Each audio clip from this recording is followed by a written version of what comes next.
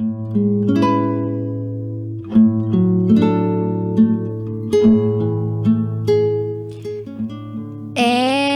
now, it's time for DJ Rocky's Secret Files.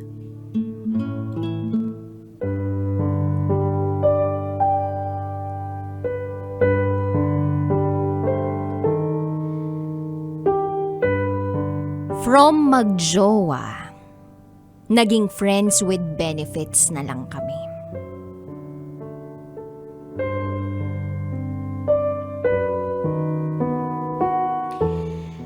Hi DJ Rocky. Listener mo ko. Itago mo ko sa pangalang Ann. First time kong mag-share ng experience ko publicly. So, pasensya na kung maguguluhan kayo sa storya ko. But then, I just like to express my feelings. This is my secret file. It all started year 2021. March to be exact. I met this guy named Per. Not his real name. Na-meet ko siya through my cousin. College friends kasi sila. Birthday yun ng pinsan ko, so invited si Guy.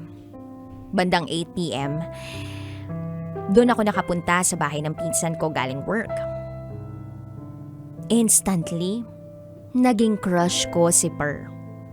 Dahil ang gwapo niya. Although, nagkakausap naman na kami. At medyo naging close. I don't know kung anong tawag sa feeling pero parang may something kami. Spark. Umuwi rin ako agad dahil may pasok pa ako bukas ng umaga. Then after nun, wala na. Medyo nawala na rin siya sa isip ko. Then April 2021. May naging boyfriend ako. Itago na lang natin siya sa pangalang Ellie. Classmate ko siya ng elementary. Matangkad, maputi, cute. Pero hindi ko siya naging crush noon. At medyo wala akong memories with him nung elementary bukod sa seatmates kami. Year 2020 nung magsimula siyang magparamdam tulad ng pagko-comment at pag-heart react sa FB stories ko. So, nagparamdam siya sa akin na gusto niya ako. Inamin niya rin na crush niya ako kahit nung elementary pa kami. May business sila noon ng kaibigan niya na kakilala ko rin dahil naging classmate ko siya nung high school. Small world kumbaga dahil kakilala ko halos lahat ng kaibigan niya. So ayun nga. One time pumunta ako sa store nila para bumili at sumuporta sa business nila.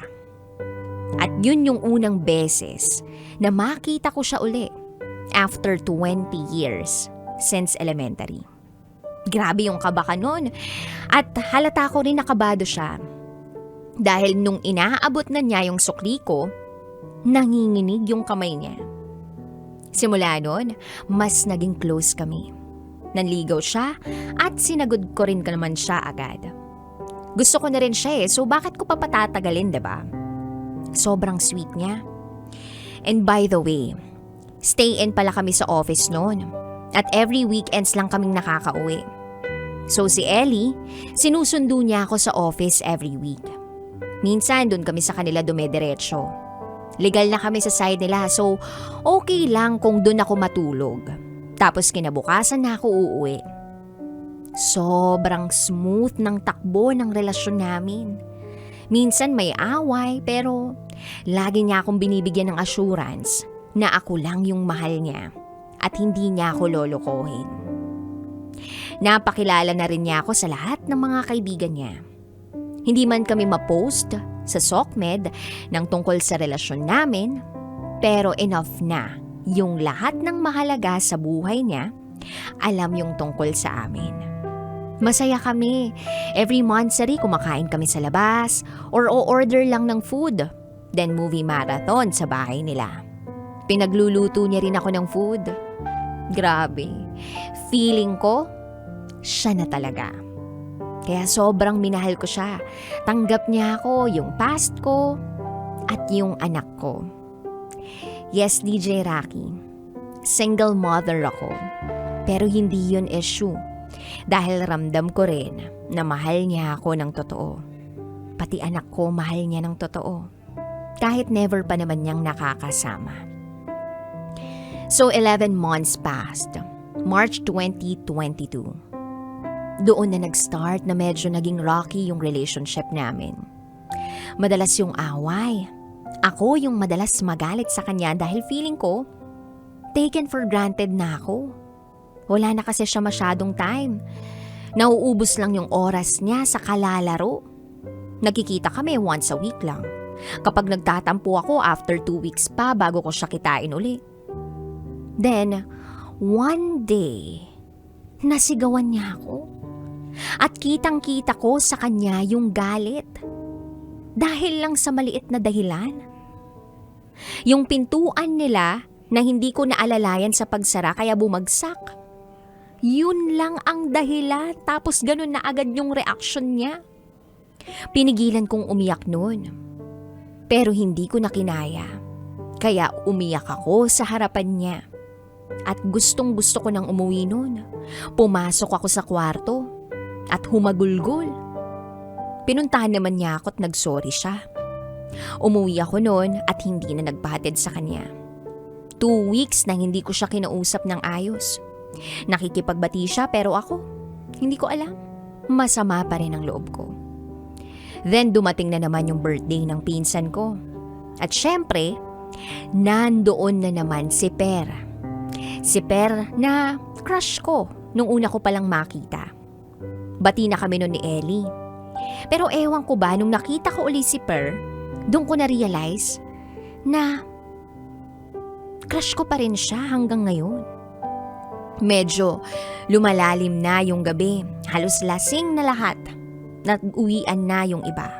Yung pinsan ko tulog na rin. So kami na lang ni Per yung gising pa. Nandun din yung tita ko at pamangkin ko nagkukwentuhan.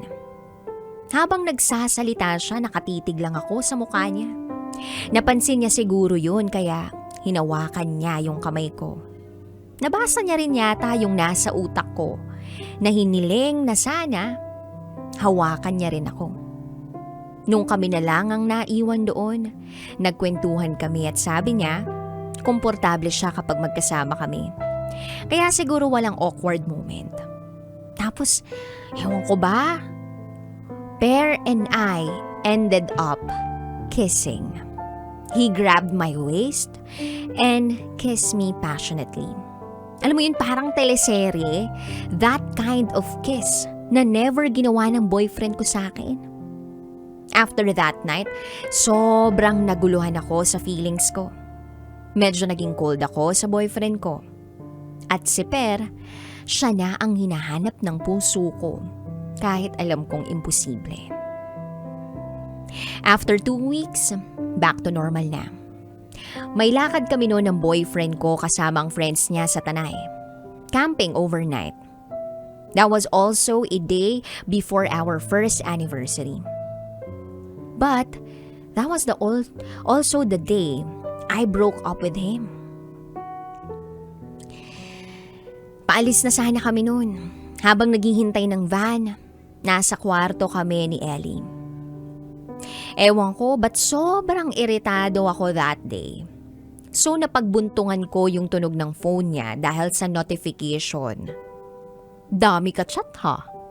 Sabi ko sa kanya. At hindi ko in-expect yung naging reaksyon niya. Sumigaw siya, sinigawan niya ako, nagulat ako. Napabalikwas ako sa pagkakahiga. At doon na nag-start yung away namin. Umiyak ako, ang dami niya nang sinabi. Kinuha ko gamit ko, tumayo ako. And then, sabi ko, mag-break na tayo, ayoko na. Yan yung mga salitang iniwan ko sa kanya bago ako lumabas ng kwarto. Sinundan naman niya ako pero hanggang labas lang ng bahay nila. Wala siyang sinabi, hindi niya ako pinigilan. Hinayaan niya lang ako. At habang naghihintay ng masasakyan, doon na bumuhos lahat ng luha ko. Tapos na ba talaga? Tanong ko sa sarili ko. Kinabukasan, 4 a.m., nag-chat ako sa kanya. Nag-sorry ako. Sabi ko ayusin namin. Nag-reply siya na galing daw silang Tanay. Magkita raw kami sa kanila. Wala pa akong tulog noon kaya sabi ko, matutulog muna ako. Kaya lang late na akong nagising. At sabi niya, lasing din siya. Kaya sa susunod na lang. Nakala ko kinabukasan magiging okay na kami. Pero ang sabi niya, tapusin na raw namin. Baka yun daw ang best para sa amin. Ayaw na rin daw niyang maulit na masigawan at mapaiyak niya pa ako. Pero wala akong tinanggap sa mga sinabi niya. Nagmakaawa ako sa kanya. Pinilit ko yung sarili ko pero ayaw na niya. Siya yung bumitaw. Siya yung sumuko sa amin. Pero hindi ako tumigil doon. Chat lang ako ng chat sa kanya. Although nagre-reply naman siya. Alam ko namang mahal niya pa ako. Kaya hindi ako nawawalan ng pag-asa. Then one time, nagpunta ako sa kanila. Nagdala ako ng food na gusto niya. Okay naman kami, parang normal lang. So nagtataka ako, ba't kapag hindi kami magkasama, sinasabi niyang ayaw na niya. Pero kapag magkasama kami, parang pakiramdam ko gusto pa naman niya. Naguguluhan ako. At the same time, umaasa na baka magbago pa yung isip niya at balikan niya ako. Minsan napapaisip ako, baka nga karma to sa kasalanang nagawa ko.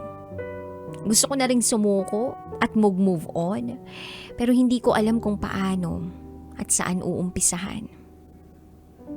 Ngayon, pumayag ako sa gusto niyang friends lang kami. Yes, DJ Rocky. Hindi kami, friends lang kami. Pero last week lang nung magkita kami, may nangyari pa rin sa amin. Gulong-gulo na ako, DJ Rocky. Ano bang dapat kong gawin? Tama ba to? Na from being in a relationship, maging friends with benefits na lang kami? Magjowa, tapos fubo na lang? Ayaw ko nun sa totoo lang. Pero dun ako kumakapit sa pag-asang ma-realize niya na mahal niya pa rin ako. Ayaw ko siyang mawala. Mahal ko siya. At gagawin ko ang lahat para bumalik siya. Hanggang dito na lang po, DJ Rocky. Muli,